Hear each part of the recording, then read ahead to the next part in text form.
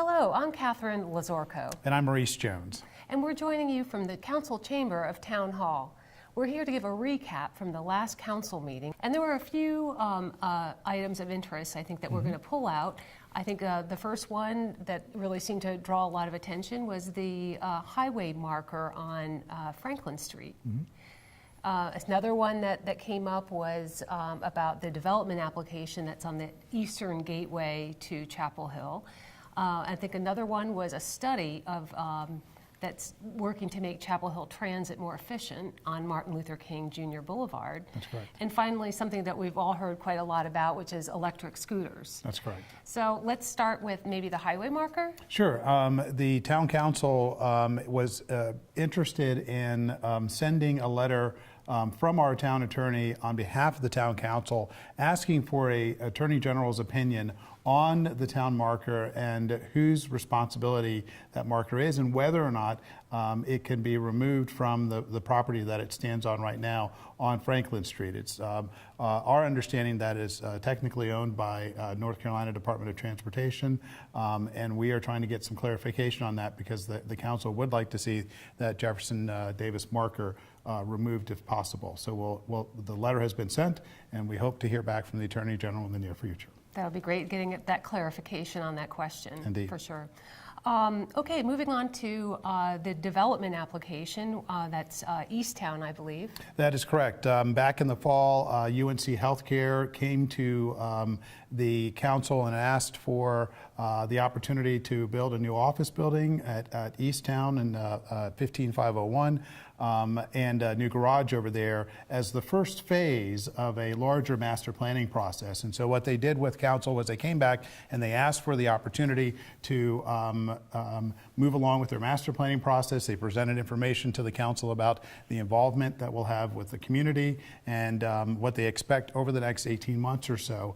And then they also had a brief discussion about the possibility of having a development agreement associated with this development as well. And so we'll be coming back, staff will be coming back to the council in the latter part of February to talk about where we are in that process and to begin the process of the master plans for UNC Healthcare there.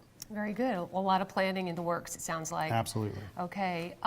Moving on to Chapel Hill Transit, what's happening with their planning effort there? Well, a very exciting project, the Bus Rapid Transit project. There's a lot of conversation with the council about this on Martin Luther King Boulevard. Not only the project itself and the potential for funding it, they're still looking for funds for that project. But in addition to that, what will that project actually look like as it creates kind of express lanes for buses to get people up and down MLK in a more efficient manner using alternative transportation like our buses. And so there's a healthy discussion about that. Also wanting to make it look attractive and make the possibility of some destination places along that stretch as well. So a lot of good communication about that. How can we do that and still make it multimodal and a place where pedestrians and bicyclists feel comfortable and safe? And so a very healthy discussion with the council about that. A lot for us to consider as we're moving forward with BRT. We're the second largest transit system in the state. That's exciting. Over 7 million visits or rides a year on our Chapel Hill Transit. Wow, amazing. Well, since we're on the topic of transportation, we can't leave out the electric scooters. Right. Of course, the electric scooters made their way to Chapel Hill and UNC Chapel Hill back in August of last year as they were popping up in different places around the country.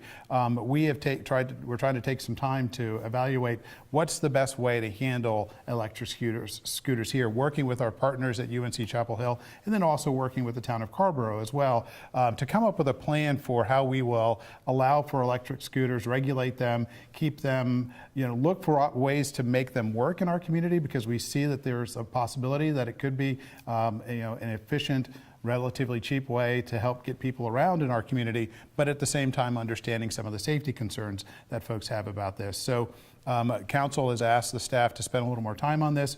We will keep an eye on what's going on in the legislature, because there may be some new laws coming out that will help regulate this, and that we and other municipalities around the state could build off of in determining how we're going to move forward with our ordinances. And a lot of continued coordination with UNC and the town of Carrboro. Absolutely. Makes a lot of sense to do that because we're so close together and so intertwined. I'm sure a lot of people are going to keep their eye on that one. Yes, ma'am. Well, those were just a few highlights from the meeting of January 16th. The next council meeting is January 30th. Of course, if people want to access the full agenda to get more detail on any of these past or future meetings, our website is available, or give us a call or email. We love to connect you with your local government, and we thank you for watching this now. Thank you.